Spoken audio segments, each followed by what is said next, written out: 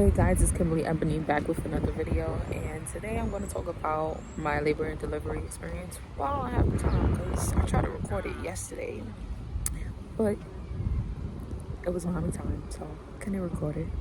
But yeah, so this is going to be the labor and delivery video about my daughter, because I already posted one about my son maybe like 2 years ago. But I have found out I was pregnant with my daughter, I think like in July, like the beginning of July. And I kind of knew something was off because I kept sleeping a lot, and I had a weird craving for baklava and banana pudding mixed together. And since I tried that combination, I have yet to eat it. That's how nasty it was. Like, I don't even know why I wanted to mix it together so badly. But yeah. So during my first trimester, I just said I'm doing the labor and delivery video, but I'm giving y'all a background of my pregnancy because we're gonna let the train pass. During the first trimester, they have found a cyst in the placenta. So because of that, they had to monitor me and consider me like high risk because they didn't know what was the cause of the cyst being in my placenta. At first, the doctor was saying it could have been like a possible other fetus. But I think around the second trimester, it ended up going away. And yeah, I think by the end of my second trimester, no, it was actually the beginning of my third trimester. Yes, so the doctor told me that I needed to get induced. While I was outside, I ended up saying inducted. Like, what is inducted? But yeah. Because my baby was on the heavy side, so I didn't want to, but I was like, for the safety of the baby, because they warned me about her having a shoulder injury, and that injury could possibly affect like her body development. So I said, you know what, I'm gonna go ahead. I had chanted that I didn't want no epidural, but I ended up getting it. So I'm gonna break it down to y'all. I was supposed to be due March 17th, 2024. But then they changed basically my due date to March 10th because that's the day that I was supposed to get induced. But little mama said I'm coming on March 9th. So the morning of March 9th, I would say like around 4 a.m., I felt like I had to take a big poop. Like, it wasn't painful. It was just a lot of pressure. Like, I felt like I had to use the bathroom badly. So, I went to the bathroom, tried to poop. Nothing happened. Then I went ahead and I forgot what I had to do that day. But I just know, like, the pressure was starting to get a little uncomfortable. So I went ahead, I got in the shower and let the hot water run on me, and I was just dancing. I'm like, oh, maybe if I dance, the poop will come out. And y'all, that whole time, that was little mama making her way down. By the time my husband got home, that's when the contractions started kicking in. And I remember crying because we had to send my son to my mother-in-law because we couldn't take our son out to watch me give birth, and they wasn't going to allow that anyways. So after my mother-in-law came and got my son, we had to travel an hour, I think, from Bushwick to Washington Heights.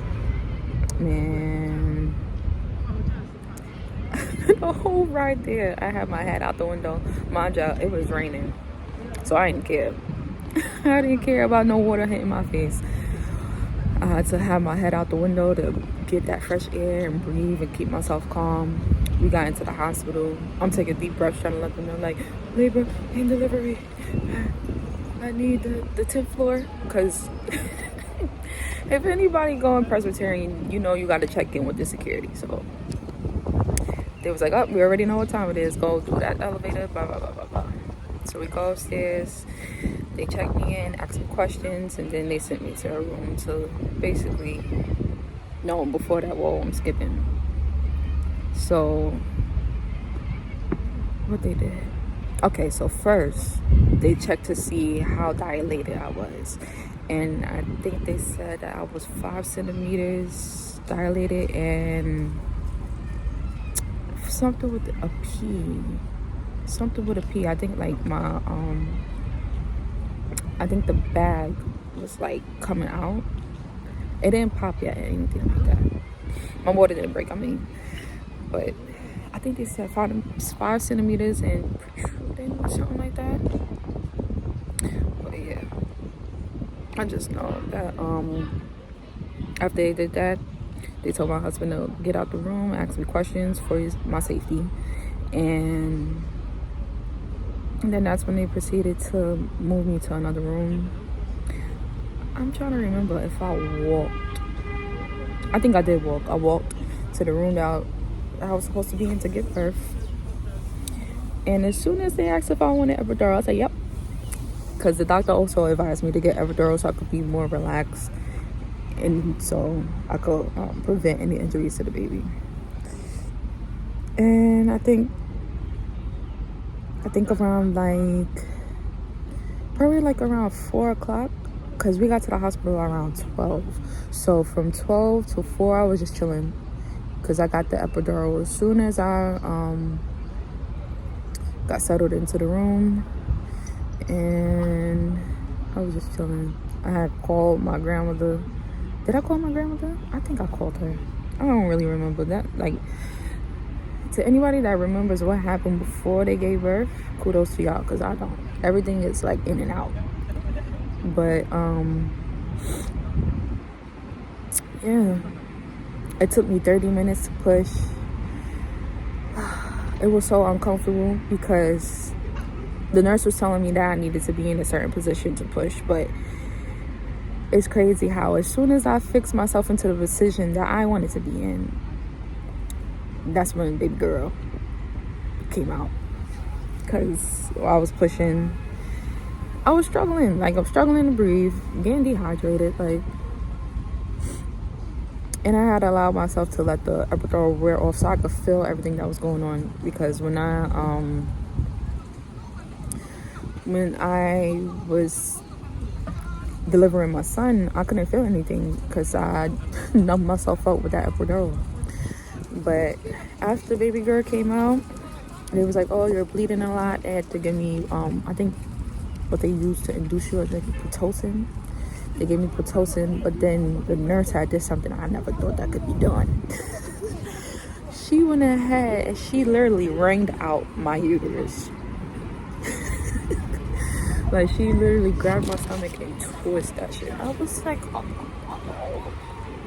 Excuse my language, I'm sorry. But she went ahead and twisted my stomach and pushed down.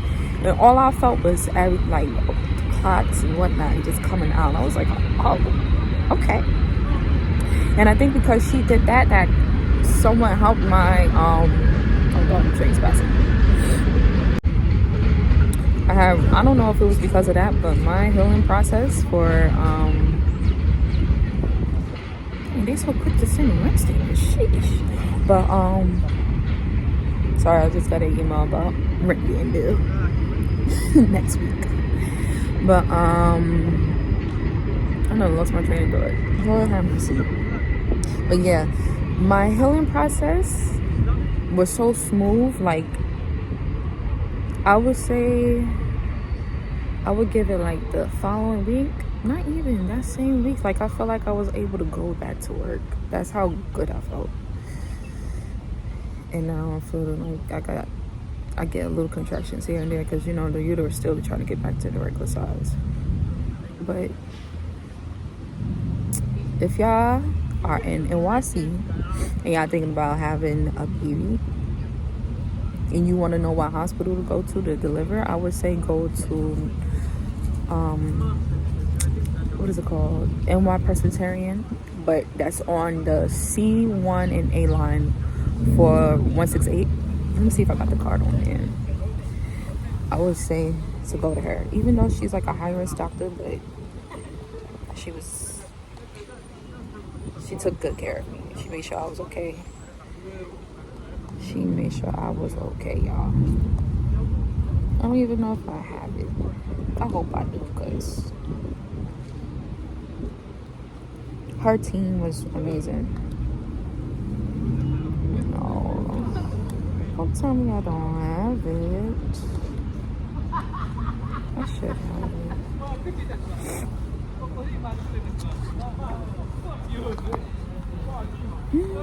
No, I don't have it. But her name is Dr. Alia Aziz, and it's literally in the Morgan Stanley Children's Hospital, like on that side. And I would say like that hospital was good. It's really good. And if you already had children and you've been told that you will be considered high risk if you have more, I would say go there. Like, it was so beautiful, so beautiful. And then to top it off, that hospital allowed you to get like a celebratory, I don't even know if I said the word right, but they give you a meal to congratulate you on having a child. Then me and my husband ended up getting braised short ribs, and some scalloped potatoes, I think. Oh my God. I told my husband, if we ever have more kids, we going back. And I know from where I'm at to that hospital, it'll probably take like an extra hour, but I don't care. I would thug it out like how I did going to Bushwick. Like, one thing about me, I'm not gonna go to any hospital just to give birth. I'm gonna go somewhere where I know they're good. Like, okay, like I'll go ahead and sacrifice.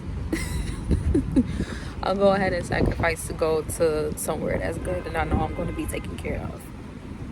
But yeah, y'all, let me know if any mothers that's here, like, did y'all do all natural? Did you get epidural?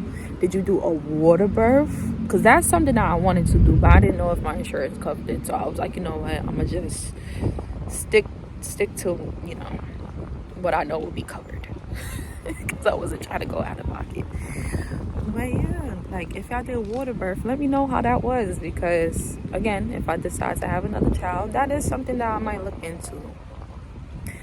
But yeah, thank you for watching my video. If you made it to the end, make sure you like, comment, and subscribe, and I'll catch you on the next one.